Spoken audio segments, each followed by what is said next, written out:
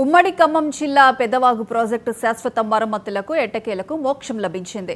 ఆయకట్టు విస్తీర్ణం ఆధారంగా నిధులను భరించేందుకు ఏపీ, తెలంగాణ ప్రభుత్వాలు సుముఖత వ్యక్తం చేశాయి. హైదరాబాద్లో నిర్వహించిన గోదావరి రివర్ మేనేజ్మెంట్ బోర్డు సమావేశంలో ఇరు రాష్ట్రాల ప్రభుత్వ అధికారులు తీసుకున్న నిర్ణయంతో రైతన్నల వెతలు తీరనున్నాయి.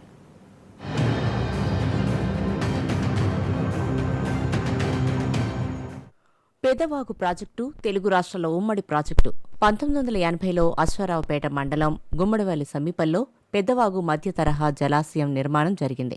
21 అడుగుల నీటి మట్టం నిల్వ చేసేలా నిర్మించారు. జలాశయం కింద 16,000 ఎకరాలకు సాగునీరందిస్తుంది.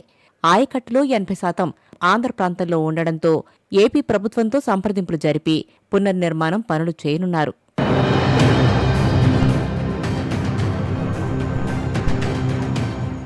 ఉమ్మడి ఆంధ్రప్రదేశ్లో రైతులు కన్నీరు తుడిచిన పెద్దవాగు ప్రాజెక్టు తెలుగు రాష్ట్రాల విభజన అనంతరం ప్రాజెక్టు నిర్వహణ అస్తవ్యస్తంగా మారింది.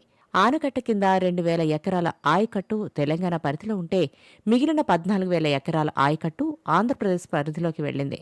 ఇరు రాష్ట్రాల మధ్య జలజగడాల ప్రభావం పెద్దవాగుపై కూడా పడింది.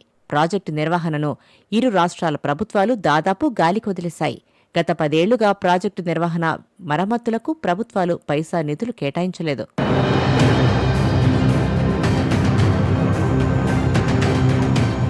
గత ఏడాది భారీ వర్షాల కారణంగా పెద్దవాగు ప్రాజెక్టు ఆనకట్టకు భారీగా గండిపడింది.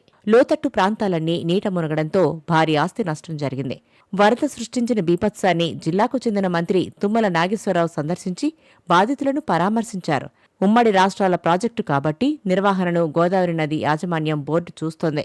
ప్రాజెక్టు శాశ్వత మరమ్మతులపై ఇరు ప్రభుత్వాలు దృష్టి సారించాయి. ప్రాజెక్టు ధృవీకరణపై ఏకాభిప్రాయానికి వచ్చిన ఇరు ప్రభుత్వాలు ఉమ్మడి ప్రణాళికతో మరమ్మత్తు పనులకు శ్రీకారం చుట్టనున్నారు.